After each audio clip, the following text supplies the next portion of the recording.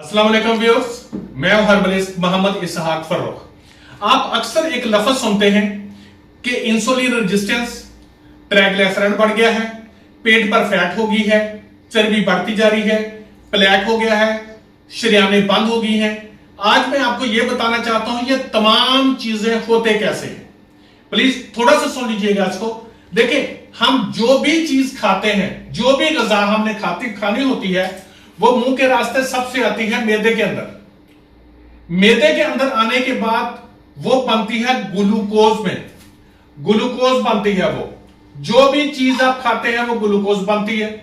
अब ग्लूकोज वहां से निकल के सेल में आता है। यहां पर जो पैंक्रियाज होता है, पैंक्रियाज पैदा करता है इंसुलिन। वो इंसुलिन पैदा करता है। जब इंसुलिन पैदा करता है तो इंसुलिन जो है ये की का रोल अदा करती है, एक चाबी का रोल अदा करती है कि जब इंसुलिन पैदा हो वो इस सेल के मुंह को खोलती है तो शुगर जो ग्लूकोज जो होता है वो इसके अंदर आ जाता है। अब यहां पर एक ट्विस्ट होता है, वो ये कि अगर कोई भी शख्स चीनी ज्यादा खाता है, कार्बोहाइड्रेट्स ज्यादा लेता है, रोटी ज्यादा खाता है और उसके बाद बैठ जाता है, तो क्या होता है, उसके अंदर ग्लूकोज का लेवल जो होता है वो बढ़ जाता है। जब ग्लूकोज का लेवल बढ़ता है तो कुछ सेल के अंदर आ गई, यहां पर जब ज्यादा होती है तो वो यहां पर यूं करके भी सेल के इर्द गिर्द इकट्ठी हो जाती है। तो यहां से एक सिग्नल निकलता है जो पैंक्रियाज को जाता है और पैंक्रियाज ये समझता है कि मैं इंसुलिन कम पैदा कर रहा हूं, जिसकी वजह से ये शुगर बढ़ी हुई है और शुगर को जो ग्लूकोज है उसको कंट्रोल करने के लिए मुझे और इंसुलिन पैदा करनी चाहिए। और वो क्या करता है, और इंसुलिन पैदा करता है। अब जब उसके सेल के बाहर फैट जमा हुई तो हमारा ये बेली फैट, ये वाला पेट होता है, इसके इर्द गिर्द यहां पर चर्बी जमा होती है, ठीक है जी। और उसे क्या कहते हैं, बेली फैट। सबसे पहले पेट की फैट, ठीक है जी, ये बेली फैट होती है।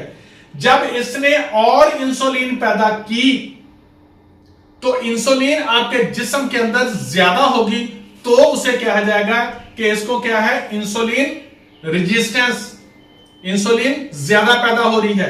अब जब ये पैदा हो रही है ज्यादा और शुगर ग्लूकोज यहां पर ज्यादा पड़ा हुआ है तो क्या होता है, वो खून के अंदर मिक्स होकर लिवर, अब लिवर के अंदर जब ग्लूकोज जाता है तो वो आगे के प्रोसेस लंबे हो जाते हैं। अगर मैं बात करूंगा तो वो कंप्लीट नहीं करता और वही फैट जो होती है वो जिगर के ऊपर भी और जिगर के अंदर जो छोटी छोटी नालियां होती हैं उनके अंदर भी, जो हेपेटिक वेन्स होती हैं उनके अंदर भी जमा हो जाता है और इसे कहते हैं फैटी लिवर।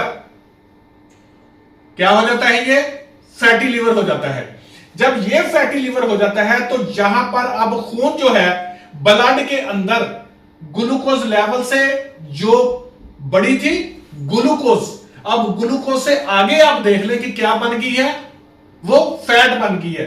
अब जब यही फैट जो यहां पर बड़ी हुई थी और खून के अंदर शामिल हुई है फैट, ये फैट अगर यहां पर कंट्रोल नहीं, थोड़ी सी रहती है, बिल्कुल दूध की तरह चलती रहती है, थोड़ी फैट रहती है, तो उसे क्या कहते हैं, कोलेस्ट्रॉल।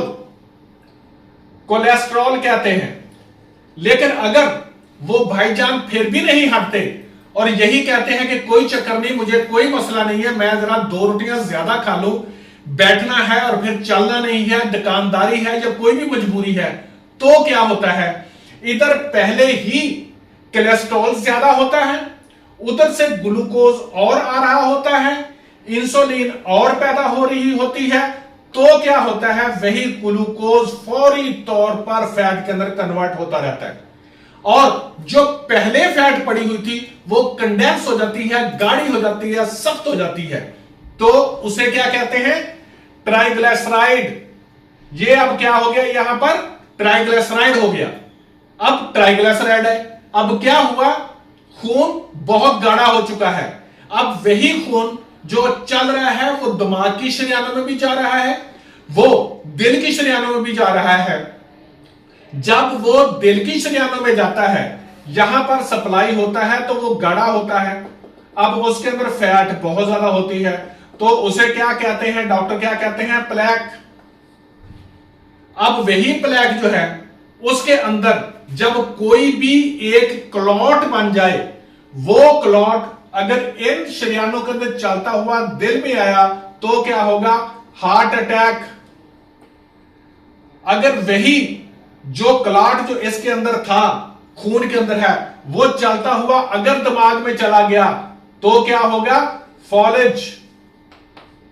बात कहां से चली थी? ग्लूकोज से। बात कहां से चली थी? फैट से। बात कहां से चली थी? कार्बोहाइड्रेट से। अगर आप खाते हैं तो उसे हजम करना। खाने का मतलब यह नहीं है कि वो पेट में पड़ा रहे, नहीं। जो अल्लाह ताला देता है आपको, आप खा लें। मैं इस चीज पर नहीं कहता कि ये ना खाओ वो ना खाओ, लेकिन जो खाओ उसे हजम कर लो, कुछ नहीं होता। लेकिन अगर आपने कुछ भी खाया, जो भी खाया उसने ग्लूकोज बनना है, जो भी आपने खाया और उसके बाद सिर्फ बैठे रहे, तो फिर भाईजान उसके बाद ये प्रॉब्लम आनी ही आनी है। खाएं और वॉक करें। अल्लाह रब्बुल इज्जत हम सबको अपने हिफ्ज़-ओ-मान में रखे। Thank you so much.